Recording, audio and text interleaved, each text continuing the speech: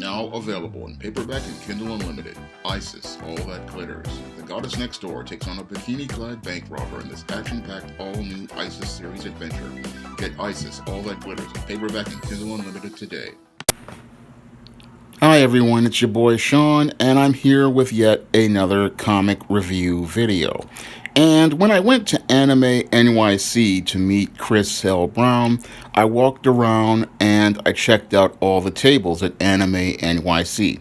And when I saw the table for the creators of Tuskegee Heirs, I had to make a purchase immediately because I missed my chance to pick up Tuskegee Heirs over at the Schaumburg last year, and I didn't want to miss my opportunity to pick up Tuskegee Heirs this go around. So when I saw them at the Anime NYC, I immediately walked over to the table.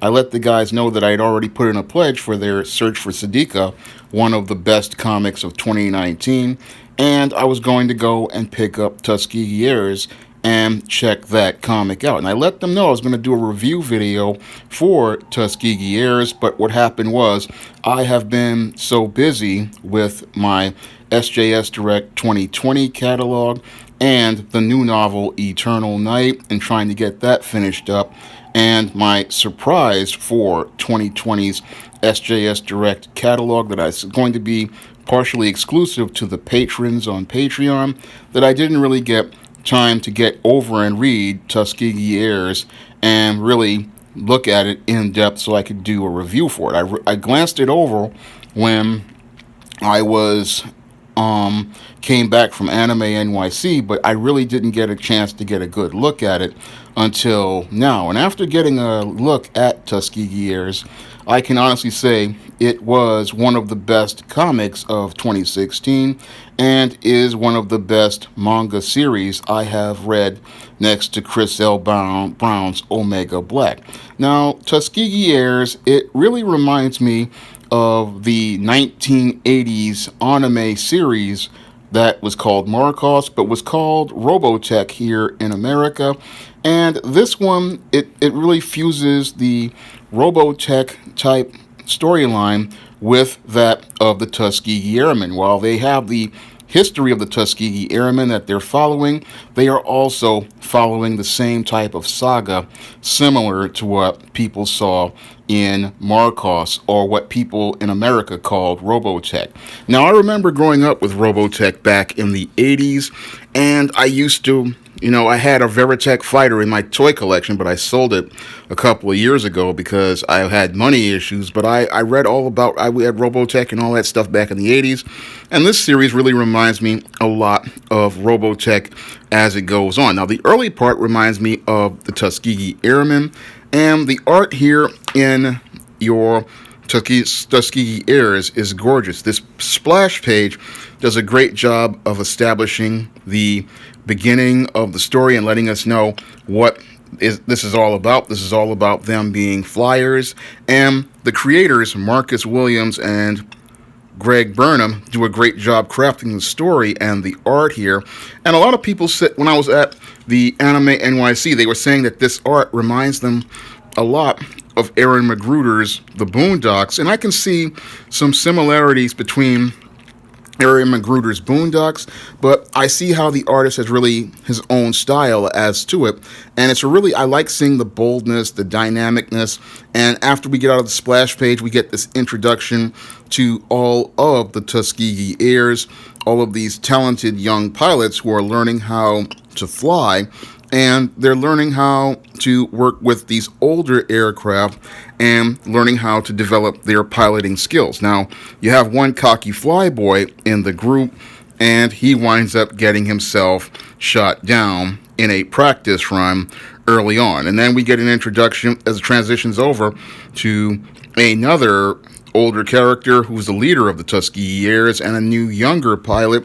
So the story, they do a great job in the first issue of introducing all the characters, laying out the foundation for the conflict, and they do a great job of with the artwork, especially of as related to the transitions and moving the story along. The pacing and character development is just a really solid job overall by Marcus Williams and Greg Burnham on this comic. And this comic, the pacing is very solid, the storytelling is very solid, and I don't want to give away too much of this comic, but it was very, very well done, and I like everything about it. And after I read the first issue, I had to go and check out the second and the third, and I was glad I was able to get all three issues at the Anime NYC, because I would have been looking anxiously to try to find these comics, because after the first issue I wanted to read more. So I was very happy to have those three issues and be able to get them. But this first issue really does a great job of setting everything up, and it has just this incredibly gorgeous art with fantastic color work, and it has a truly compelling storyline. Now, one of the Tuskegee heirs winds up getting shot down, and that leads to some buildup as related to the later storyline, and we start to see the new fighters after one of their older planes gets shot down, and this is the big reveal as related to what I was talking about, how this reminds me so much of Robotech, because in this society, flying is supposedly banned, and these Tuskegee heirs are taking a big risk. So the writers like making parallels between the Jim Crow era and the 21st century as related to flying, because the Tuskegee Airmen, they were considered to be airmen because they wanted to put them on high-risk jobs that they didn't want to risk white pilots on. But this is the same thing with the Tuskegee heirs. They're inheriting the same type of situation. They have to go on these high-risk missions, and I really like seeing that parallel between the era of the Tuskegee Airmen and these heirs who are inheriting the legacy of those legendary airmen. And this story does a great job of paying homage to those airmen with the aesthetic look of the Tuskegee heirs, but it also brings everything into a modern, futuristic setting similar to that of those classic Robotech cartoons that I used to watch back in the 80s, and those classic sagas as related to the whole Markov saga, because there was more than one saga, but this one reminded me of the one that featured Rick Hunter and Roy Fokker, I believe that what his name was, and all of those characters that everybody knew from that old 80s anime. And the artwork here works beautifully in capturing that type of spirit as related to the anime. And I'm really liking what I'm seeing in this manga and the Search for Sidika manga. And I'm really eager to pick up Tuskegee Heirs number 4 if Marcus has that ready to go and published. If I see him at the Schomburg's Science Fiction Con this year, I think it's in January, I'm definitely going to head over to his table if he has one and try to pick this one up and a paper copy of Search for Sidika, because those comics, this was one of the best ones of 2016 I never got a chance to take a look at, and Search for Sidika was one of the best ones of 2019, and both of these are ones that I would definitely recommend you pick up.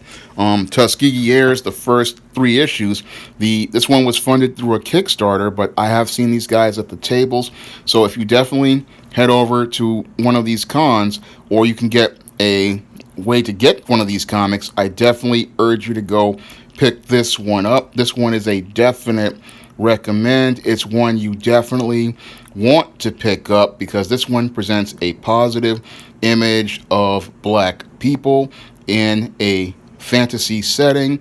It presents a real beautiful tribute to the Tuskegee Airmen, and it tells a very compelling story that is just like the Asian anime and manga, the Japanese anime and manga, and it really shows me that that black people can go out here and craft some well-crafted anime and manga out here. I'm looking at Black Sands and what he did with his anime. It was beautiful. The Black Sands DVD. I definitely have to go pick that one up soon. And I definitely want to continue picking up this Tuskegee Years. When I'm looking at this Black Manga, I'm seeing like all the stuff that I used to enjoy from the Milestone books, but I'm seeing it made fresh and fun for the next generation.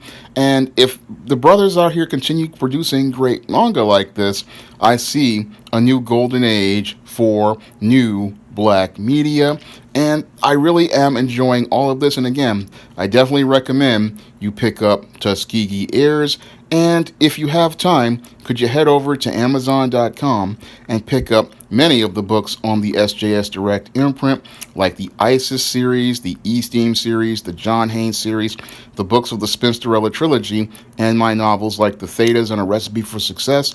And if you could help me continue to make more videos and pay for things like book covers on SJS Direct Books, could you donate to the Patreon, the PayPal, or the Cash App? Because I'd really appreciate it. Because I really want to continue picking up books like this, sharing them with readers, and getting the word out about great comics like this so other brothers and sisters and other anime and manga fans can come out and enjoy them. That's all I have to say for this video. You can comment, rate, and subscribe. Now available in paperback and e-readers, Isis, Samurai Goddess. The goddess next door takes on kung fu killers in this action-packed martial arts Isis series adventure. Get Isis, Samurai Goddess in paperback and e-readers today.